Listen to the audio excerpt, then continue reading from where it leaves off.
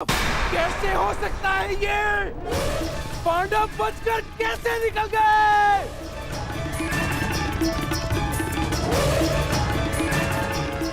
दिग्विजय प्राप्त कर ली, चारों दिशाएं जीत ली, परंतु हर बार पांडवों से क्यों हार जाते हो तुम?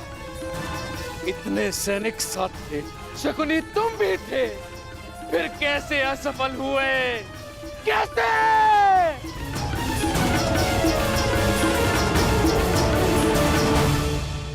रुष्ट ना होइए महाराज, हम असफल नहीं हुए,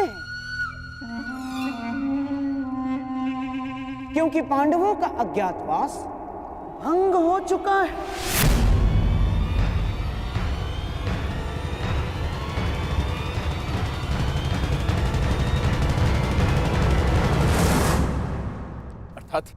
अर्थात ये महाराज कि अंगराज कर्ण ने पांडवों को अज्ञातवास में देखा था।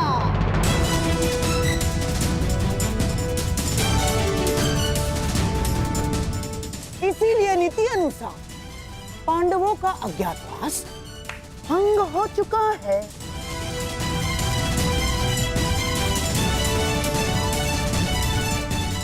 है ना कर्ण? क्या ये सत्य है कर्ण? तुमने पांडवों को देखा था?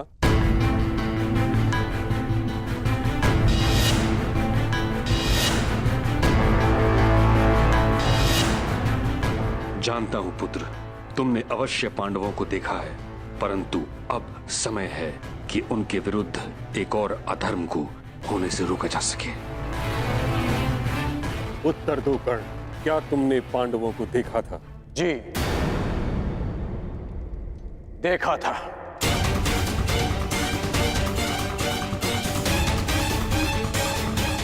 क्या तुम्हारी बात का सत्यापन करने के लिए कोई साक्ष्य है? नहीं। ऐसा क्यों?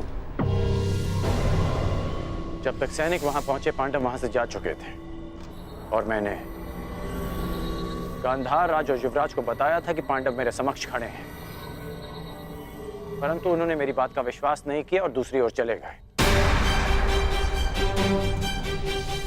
गांधार राज, अज्ञातवास के नियमों के अनुसार साक्ष्य को कुरुकुल के किसी सदस्य का समर्थन होना चाहिए। अंगराज के साक्ष्य होने पर किसका समर्थन है उन्हें?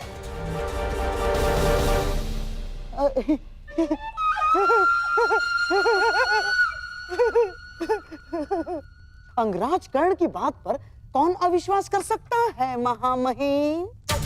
और उनके साक्ष्य होने पर स्वयं कुरुवंश के सम्राट दुर्योधन का समर्थन भी है, हैं?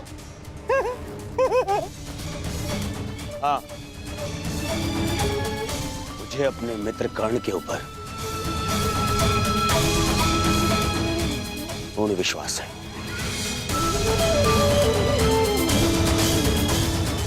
मैं समर्थन करता हूं कि कर्ण ने पांडवों को अज्ञातवास में देखा है।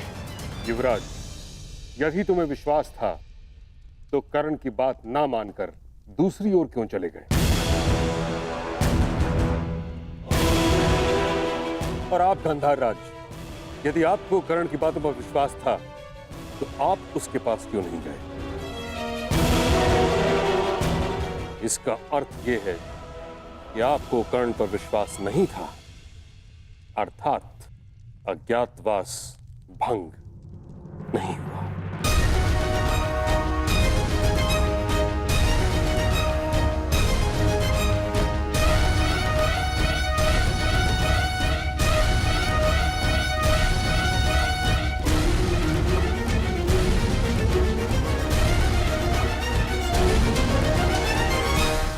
परंतु प्रश्न ये उठता है ताच्छरी कि अब किया क्या जाए?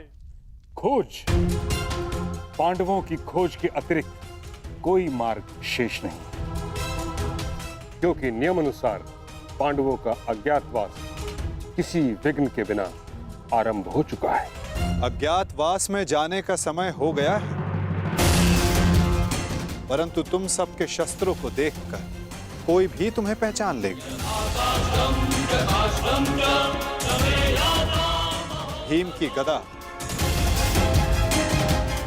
अर्जुन का गांडीव और तुम सबके अस्त्रों और शस्त्रों को देखकर तुम्हें कोई भी पहचान सकता है।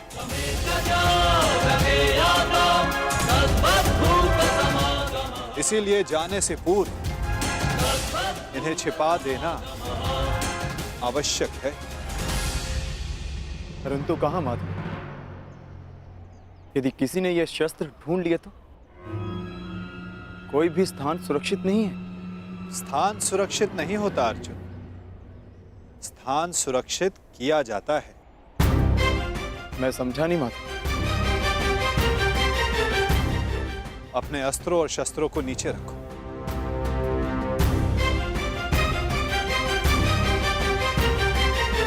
सखी, इस वृक्ष के पीछे श्वेत वस्त्र रखे हैं, उन्हें यहां लेकर आ जाओ। जी।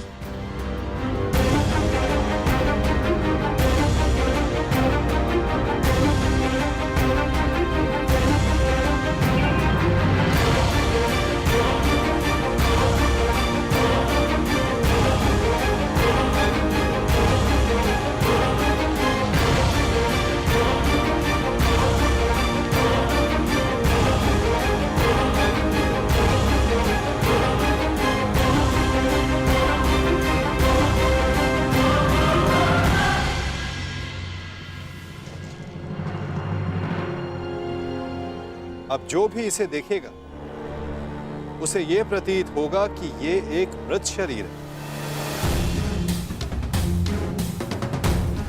कुछ लोग भय के कारण तो कुछ लोग घृणा के कारण यहां नहीं आएंगे।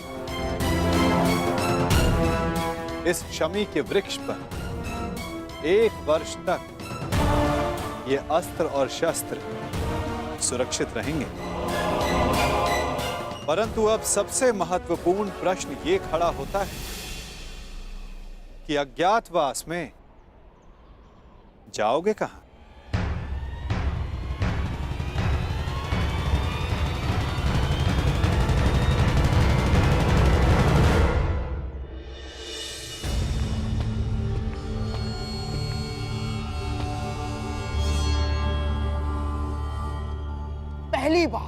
पहली बार किसी ने भरी सभा में शकुनी को मूर्ख सिद्ध किया है कर्ण,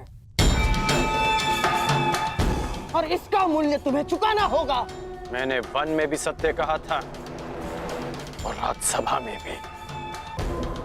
मैं तुम्हें बस मामाश्री, बस। एक दूसरे के ऊपर आरोप लगाने बंद कीजिए। तो हो गया तो हो गया। अपने घायल दम पर आरोप का मलहम लगाना बंद कीजिए। और तुम कौन? अपने आप को मेरा सेवक कहते हो ना? तो ठीक है, अब तुम मेरा आदेश मानोगे। जाके ढूंढो उन पांडवों को। केवल 1 वर्ष है मेरे पास, केवल 1 वर्ष। आर्यव्रत के सभी राजा या तो मेरे अधीन हैं और या मेरे मित्र। तो अब जाओ और ढूंढो इन्हें, गुप्तचर भेजो, जो करना है करो। परंतु मुझे सूचित करो कि पांडव कहां छुपे हैं। बस। जिस आर्यव्रत पर विजय पाने के लिए 12 वर्ष लग गए दुर्योधन, 12 वर्ष, वहां 12 महीनों में पांडवों को कैसे ढूंढ पाओगे तुम? अब हमें ये कार्य शक्ति से नहीं, युक्ति से करना होगा दुर्योधन। लीजिए, ये नई युक्ति आई, अर्थात मामाश्री, अर्थात पांडव किसी भी परिस्थिति में हमारे मित्र राष्ट्रों में नहीं जाएंगे ना। वो वहां जाएंगे जिन्होंने हमारी अधीनता स्वीकार तो कर ली, परंतु जो मन से पांडवों के पक्ष में है। मन से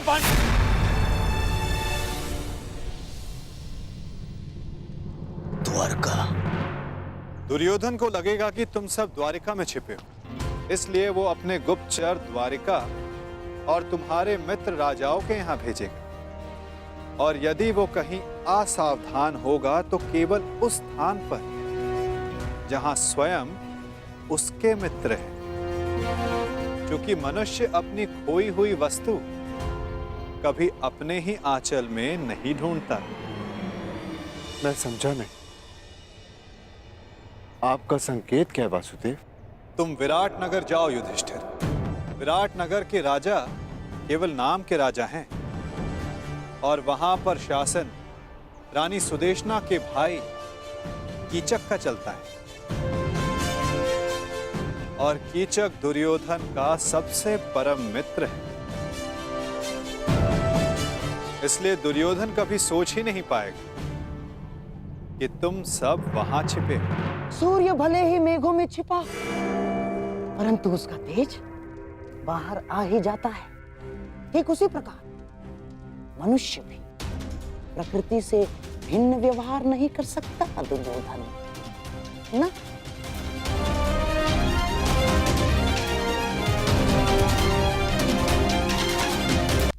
इसलिए कहीं उपदेशक या मंत्री बना बैठा होगा। इस बार तुम्हें अपनी प्रकृति से भिन्न व्यवहार करना होगा युधिष्ठिर। तुम कंक के नाम से राजा विराट से मिलोगे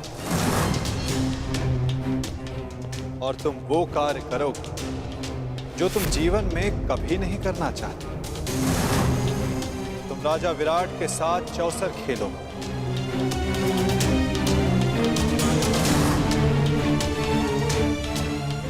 प्रणिपात, प्रणिपात महाराज। वृकोदर भीम के पेट की अग्नि बुझती नहीं, इसीलिए वो कहीं मिष्ठान्न के प्रतिष्ठान पर होगा। उसकी भूख स्वयं उसका पता बता दे। तुम्हें अपनी भूख पर नियंत्रण रखना होगा भीम। तुम वल्लभ बनकर विराट की भोजनशाला में काम करोगे।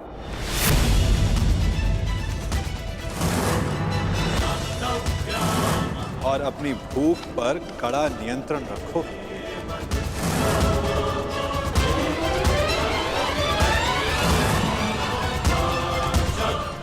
और अर्जुन, उस महाधनुर्धर का पौरुष कहां छिप सकता है ना? वो कहीं होगा सैनिक के वेश में अपना पौरुषत्व दिखाएगा। और तुम पार्थ, समय आ गया कि उर्वशी से मिले श्राप को वरदान सिद्ध करने का। तुम्हें 1 वर्ष के लिए अपने पौरुष को त्यागना होगा।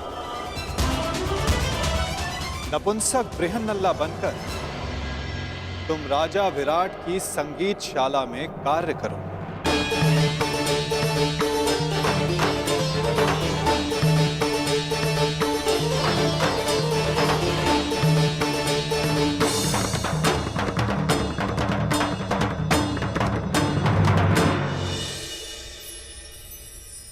अति उत्तम बृहन्नला।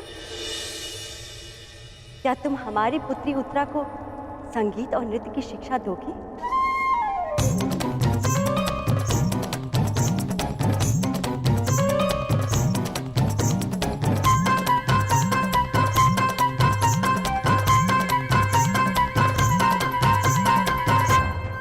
अवश्य महारानी, मैं आपकी अपेक्षाओं पर खरी उतरूंगी।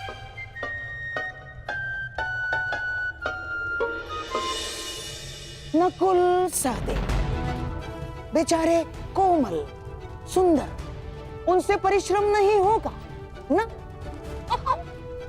इसीलिए किसी राज्य में सभासद बनकर बैठे होंगे। नकुल, सहदेव,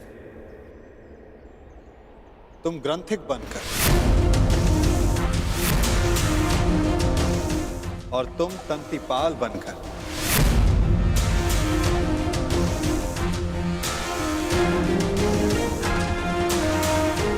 विराट नगर की गौशाला और अश्वशाला में कार्य करो।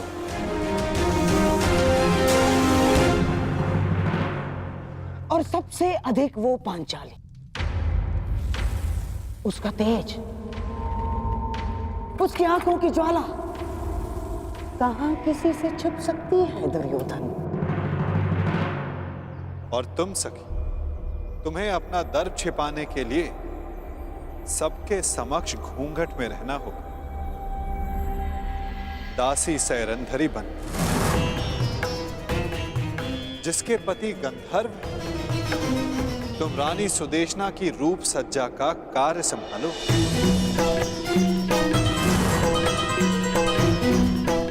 सायरंदरी, ये तो अति उत्तम है कि तुम सदा घूंघट में ही रहोगी, क्योंकि हम नहीं चाहते कि तुम्हारा रूप देखकर विराट राज्य तुम्हारे वश में हो।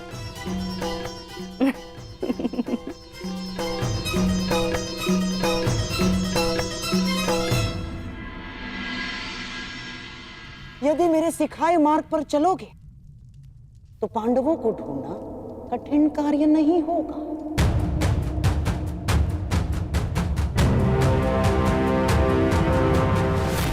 भूल कर रहे हो गांधार राज, पांडव पकड़ में नहीं आएंगे, क्योंकि वो वासुदेव के दिखाए मार्ग पर चल रहे हैं।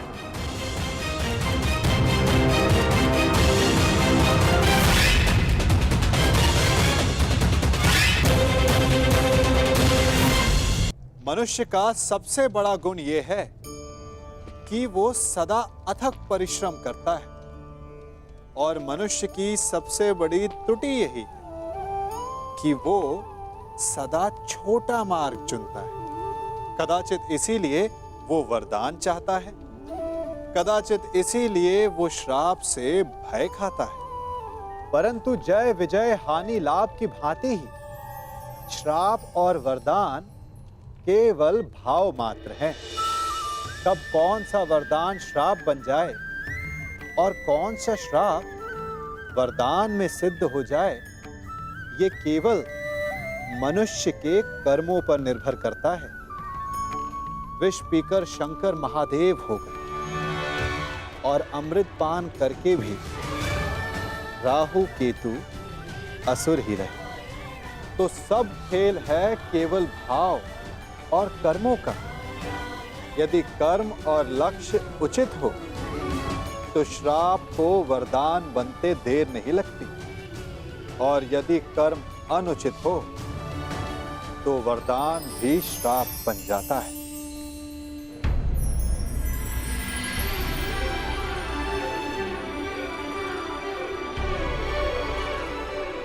मैं धर्मराज हूं युधिष्ठिर, तुम्हारा पिता।